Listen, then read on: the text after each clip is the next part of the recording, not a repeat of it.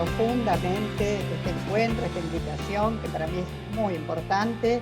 Por supuesto que, como decían recién, me hubiera gustado mucho estar personalmente, porque no hay algo más rico que intercambiar las miradas, una sonrisa, un gesto, esa personalización tan rica, tan importante, que hoy, bueno, nos vemos limitados por estos sistemas telemáticos. Pero gracias a Dios que existen, porque a través de ellos podemos seguir ejerciendo nuestras funciones en plenitud. Mi función en el día de hoy es tratar de transmitir la problemática de la violencia en el más amplio de los sentidos. Pero para hablar de violencia, miren, personalmente hace más de 25, 30 años que yo vengo luchando por los temas de violencia antes de que aparecieran las primeras leyes al respecto, porque veía lo que era la desigualdad de las situaciones en que la mujer sufría y que no tenían eco al respecto. Pero había en esos momentos, y todavía quedan resabios, había que tirar por la borda una serie de mitos. Los mitos más importantes que nosotros tenemos en el tema de violencia es el que la violencia es solo de una clase social media baja, lo que no es cierto, señores. Yo desde mi juzgado, hace 24 años que soy jueza, desde mi juzgado veo cualquier tipo de gente que tiene o padece violencia, tanto agresores de clase media alta como agresores de clase menos pudiente. Todos pueden llegar a ser agresores, lamentablemente. Y las mujeres de las más distintas clases sociales también pueden llegar a ser víctimas de violencia. El otro gran mito que había en aquella época, esto se arregla entre las cuatro paredes de una casa, que no es para poner público. Yo creo que en la época de mis abuelos era común decir: te casaste, ahora tenés que soportar lo que sea. Una situación que fue de patriarcado bastante fuerte, que fue muy difícil sacarlo, muy difícil desarraigar esta situación.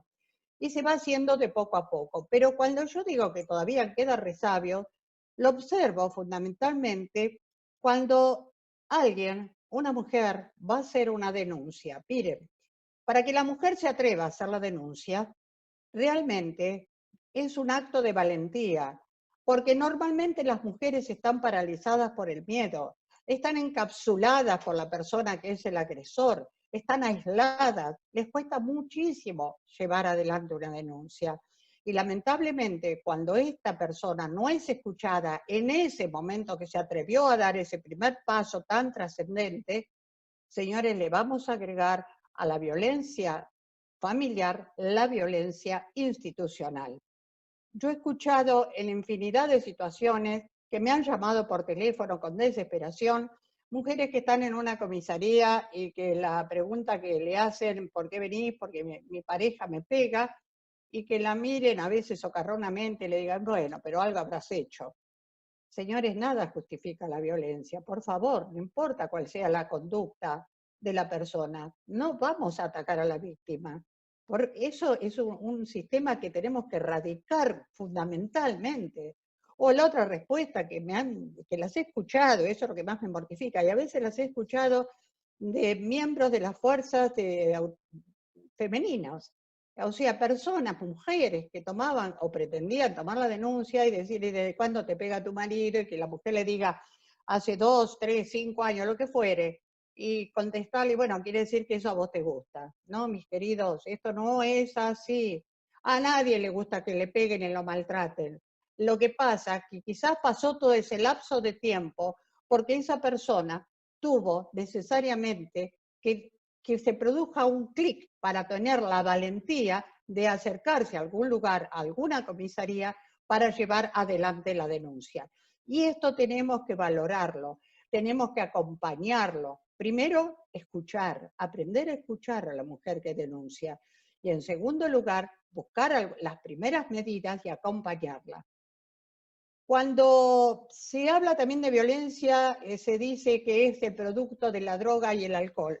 Miren, yo les voy a decir que no es así, y por esto se los digo por experiencia que me ha tocado en montones de casos. La violencia en algunos casos puede provenir de la droga o del alcohol porque la persona bajo estas sustancias lamentablemente son personas que no tienen los topes de límites adecuados y que actúan de manera tal que no lo harían si no estuvieran bajo el efecto de la droga o del alcohol. Pero también, mis queridos, yo tengo un montón de situaciones en las cuales existe la violencia sin que exista alcohol y sin que exista droga. Como tengo otros casos que hay droga y hay alcohol y no hay violencia. Es decir, no tiene que ser esto un parámetro, a eso estoy apuntando.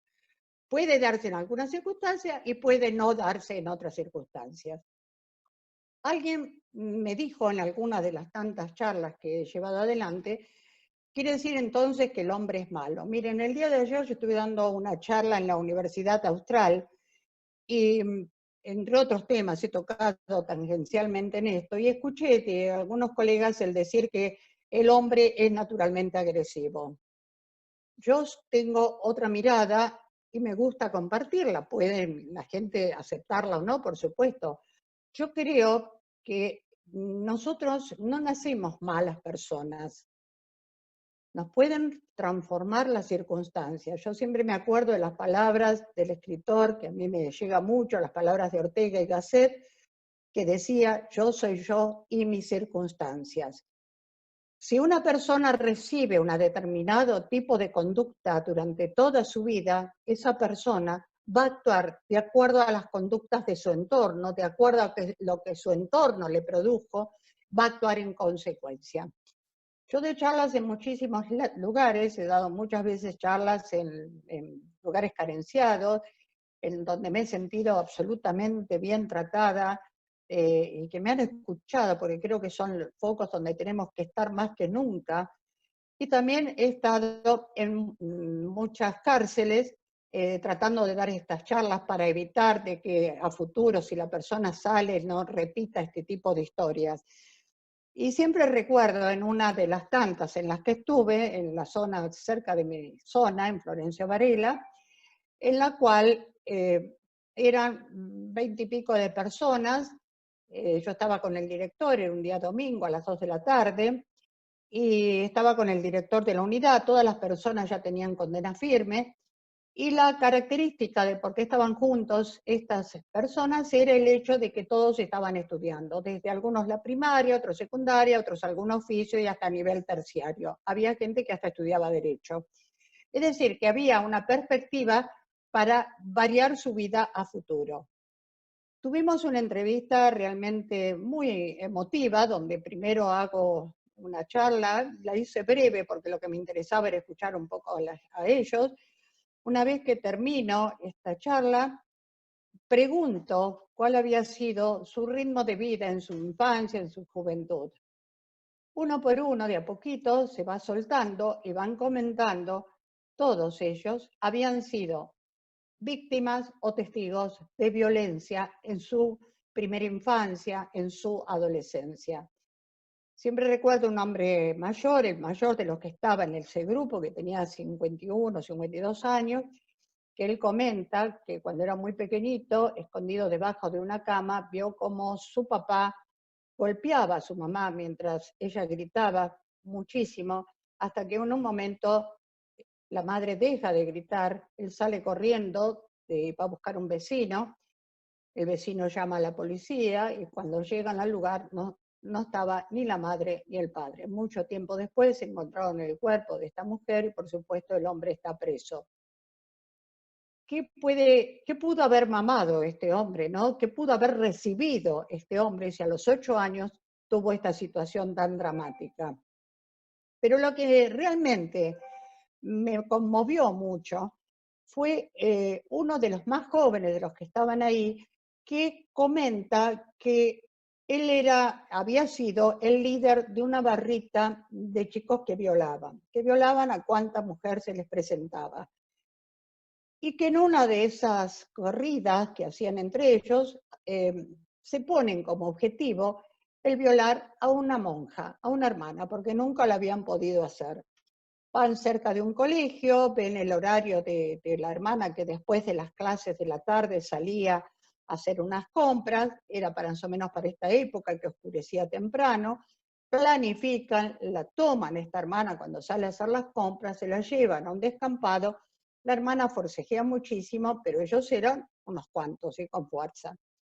Este chico, por ser el líder, él comenta que le tocaba ser el primero en acceder a esta hermana, a esta monja. Y cuando está por cumplir el acto dañino, comenta y se quiebra, cuando estaba hablando, se quiebra y comenta que la monja, la hermana, lo mira a él y le dice que Dios te perdone. Y él manifiesta que en ese momento no pudo hacer nada, aunque los demás hicieron sus atrocidades. Cuando se le pregunta por qué es lo que le había ocurrido, él me contesta, mire doña, ¿cómo es posible que esa mujer, en las circunstancias que estaba, en vez de pedirle a Dios que la ayudara a ella, le pidió a Dios que me perdonara a mí? Fíjense que esto le hizo un clic a este muchacho. Cuando empezamos a averiguar un poco la historia, según lo cuenta él, desde los 4 años había sido violado por su padre, se escapa en la calle desde los 12 años, también sufre violaciones. Lo único que recuerda como momento bonito de esa época suya es que una vez un policía a la noche lo lleva a su propia casa, en la casa estaba su familia, la familia le da comida, le da una cama, lo tiene 2 o 3 días, pero el policía le explica que por la ley lo tendría que llevar a un juez de menores, que era lo que existía en ese momento. Cuando lo lleva al juez de menores, el juez, por supuesto, ante todas estas circunstancias, estos antecedentes, el chico termina en una institución. Y en apariencia en esta institución también sufre violación. Lo que se escapa, y bueno, si esto fueron sus circunstancias, si todo su entorno fue esto es lo que va a devolver a la sociedad. Por eso es tan importante el que nosotros, desde algún ángulo, podamos actuar para que estas situaciones no se repitan. Para ello yo armo un cuadro mental que se los transmito, que es, a ver, ¿quiénes pueden hacer las denuncias? ¿A quiénes vamos a denunciar? ¿Dónde vamos a ir a llevar adelante estas denuncias? ¿De qué forma las vamos a hacer? ¿Y qué efectos nos puede producir? Fíjense que cada uno de estos puntos son trascendentes. El primero, ¿quiénes pueden hacer las denuncias? Yo quiero resaltar esto porque tenemos vigente la ley 12.569 en la provincia de Buenos Aires con la reforma de la 14.509 y nace, esto que yo les voy a decir, nace de la misma ley. Entonces yo no puedo entender cómo todavía se discute cuando se van a hacer denuncias si corresponde, si no corresponde, si va o no va. La ley es lo que está diciendo y lo que tenemos que hacer nosotros es cumplir la ley. Las denuncias, en primer lugar, podemos hablar de denunciantes generales.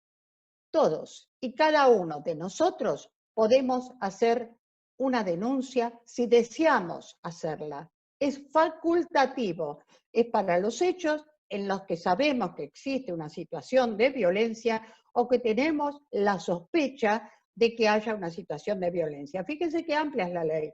No solamente dice cuando yo tengo la certeza de que hay un acto de violencia, sino ante la mera sospecha. Porque con esa mera sospecha, si se hace la denuncia y comienza a trabajar el tribunal correspondiente, en mi caso el tribunal de familia, podemos evitar que esto llegue a males mayores. Podríamos evitar hasta un femicidio. Pero reitero, esto es facultativo, pasa por el espíritu, en los derechos humanos de cada uno, el llevarla adelante o no.